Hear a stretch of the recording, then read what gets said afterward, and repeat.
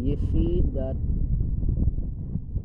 we are justified by works and not by faith only. This is the book of James chapter 2 verse 24.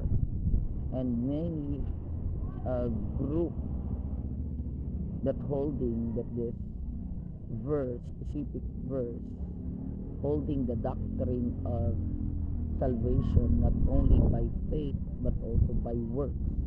Now, how do we respond sa sining nga a verse? So, una gid, we need to see the macro view sang book of James.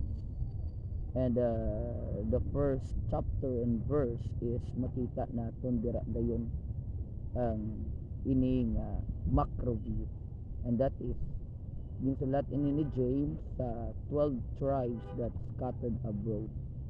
It makes no sense kung ginsulat ya ini sa mga wala gyapon nagabilib kay Christ, but we assume, and I assume, that the letter of James is para sa 12 tribes nga nag-scattered abroad, nga na-convert and become believers of Jesus.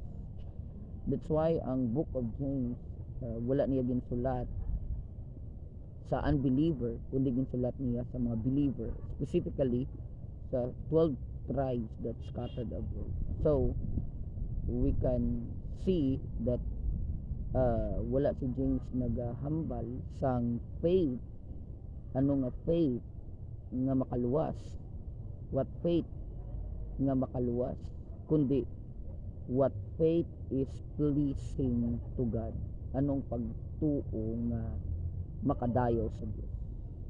So that's why nga gintakol niya ang mga practical wisdom, moral integrity, kag righteous living. So inatanan is for believers. Kagamo ina ang ginahambal sang book of James. Meaning, it's not a faith to save, but what is faith that pleases God.